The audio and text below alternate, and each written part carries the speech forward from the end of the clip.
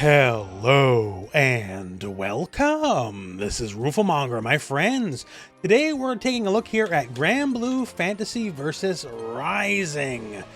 It's been a while since I've looked at Granblue, and some people messaged me saying, hey, there's a new DLC character coming out. You should probably take a look at it. And that is Vikala. And, well, they were right. Vikala is certainly something else. My initial impression of Vikala, above everything else, is this is just a fun character. This is definitely designed to be a wacky character. In Granblue, the characters certainly run the gamut, right? Like, we got funny, happy characters here, like Vikala, Anila, who's very much our Terry Bogard stand-in, and then we got, like, absolute edgelords like Beelzebub and Belial. And Vikala very much on the silly end of things, like, even just the way she walks, the way she runs, you can tell maybe not deadly serious edgelord material, right? And she's very much what we would label as a trap zoner. Like, she has a traditional projectile, two versions. You can almost consider this analogous to like high and low tiger shot in a way. The light version doesn't quite go full screen, but hits mid. The heavier version, very fast, travels fairly high up, somewhat difficult to jump. And this one is duckable though.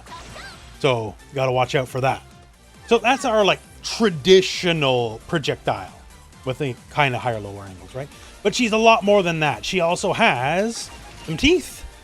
If you played enough fighting games, you should be scared of teeth. Like, if you have any like Joker flashbacks from the Injustice days, you see teeth on screen and you're already gonna get wary, right? And these teeth are the trap.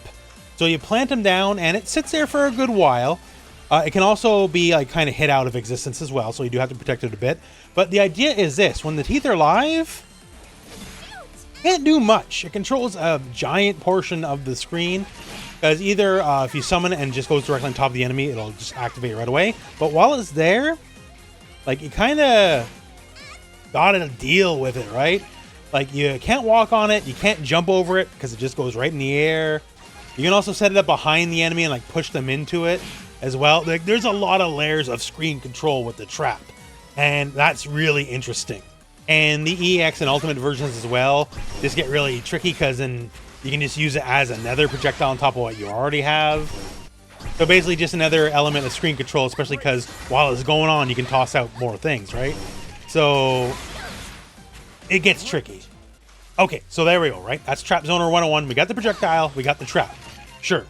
But it gets deeper. There's more layers here. This is where the character gets really fun. And it gets really silly too, as we'll get into on other ways. So as a Dragon Punch motion, we also have a different kind of projectile where she shoots out more mouses. You may have garnered by now, but she's very mouse themed, right? Especially with the big ears. So this is basically another alternate angle projectile that can cover some really aggressive angles. Like, this goes way up and then also comes back down and hits on the way as well, right? The enhanced version just stays on screen for a while. Also shockingly good combo fodder. Like, you can effectively set up like a basic like ABC combo into a link into a special cancel, right? So that's good. And also the ultimate version is just a completely different move. It's a straight up rocket. And yes, rockets you all the way up into a big old explosion. So we got standard projectile, we got the trap, we got non-standard projectile. Okay, we're getting set up, right? And before we get into the other special, I want to set up here her trait. Her trait's basically just random item tosses. Like, you set up stuff and just whole bunch of wackiness. If you're familiar with Guilty Gear at all, you'll know Faust, right? Or if you want to go way back in the day, Darkstalkers, Shinko, much the same. Basically, a bunch of random items. So cool. And she can toss them at different angles as well, like as appropriate. So that's neat. But here's the real fun part of the moveset to me. So we have the item, just randomness, right? We also have cannons. And so before anything else, cannon, if you summon it, does have a hitbox. That's pretty cool. And naturally, when you summon the cannon, you can make it shoot, as you would expect, right? So add that to, like, you know, another non-standard projectile, another angle going on, right? That's kind of how she goes. But you might notice here, it kind of shoots those random items, right? So what it's actually shooting, you have no actual control over. It can be good, it can be bad. Like, one of these random items is, you know, given that she's very mouse themed, one of the random items is basically like stinky cheese. And I gotta keep talking until I get it. I'm not editing this out. We're just gonna keep going until we get it. We're gonna keep going. I'm not editing this out. I'm... Maybe, oh, do I have to edit this out? I'm probably gonna have to edit this out. This is too long. Wait, nope, never mind. Here we go. There we go. Boom, we got it. We got it. What a strange journey we live, don't we? Anyways, yeah, so the cannon, when you summon it, you can make it shoot right away, and you see, like, the random item you get, right? So you can see what you're going to get first before you commit to shooting it, and then just go from there. But here's the thing. Every summon is a different angle. So now, we have higher angles, we got more shallow angles, we got a lot of different things we can do here. It gets really interesting, and wouldn't you know, right there, right? If an item goes into the cannon, it shoots it.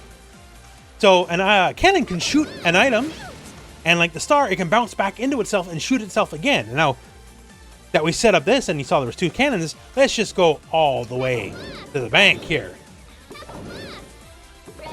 We can set up to 4 cannons, and the cannons can also shoot into each other as well. So we can create all sorts of dastardly just chains and angles of attack and all that kind of stuff. So it makes people want to move and get around. And of course, once again, you got traps here, right? The more you want to move around, deal with this, deal with projectiles, deal with all this weird angles, weird options we have, the more the screen just gets filled with trash, the more likely you are to accidentally jump into a trap. Thus, trap zoning 101. So when you summon the cannon, depending on whether or not you hold the button is whether or not it's in the air or not, right? And the 2 base versions, the light and the medium, much the same here, so you can have 4 at a time. And you can also have them throughout various points of the stage. So if you got like a higher, lower setup going on here, you can set up like a whole Donkey Kong Country style of projectile loops, right? So the angles are very important. Also, the enhanced version sets up 2 at a time automatically. So if you just want setups quick, that's good. And if you hold the enhanced version, it actually gives you much steeper angles than before. So basically just making it easier to go full on Donkey Kong with your angles, right? So interesting stuff. And of course the ultimate version just shoots right away. The ultimate version is just a gigantic projectile. It's like near instantaneous. A good reaction check, I suppose, if anything. So this whole part of the character is just really cool. The whole wackiness, right? It's an effective game plan, sure. Like there's lots of projectiles, lots of zoning. But in such a like a Looney Tunes fashion, given this is kind of a Looney Tunes character, I just can't help but appreciate it. And then we get to the other aspect of the oddness here. We got some direct FGC references. That is with the throw. So the throw here, you remember one dear FGC compatriot of ours, one Justin Wong, was part of an unfortunate picture many years ago that's been parodied many times since. Even myself, I've been in on it, right? And she straight up does it. And the thing is, what I like here, it's taking the snapshot, right, for like the mousetrap, just blast the enemy, right? And everyone does a unique picture with this, and I think that's really cool and really fun. Smile, the shot's rolling. Snapshot, where do I go? Yeah, more like shout. Smile, the shot's rolling. Cheese, more like shout. And being just a silly character she is, she completes the meme with herself with the thumbs up, right? So, just a fun character. Also, the back throw just sets off her mouse army. She's got a lot of things with like mouses and rats, like very silly, including just like cheering them on when they're beating you to death, I guess.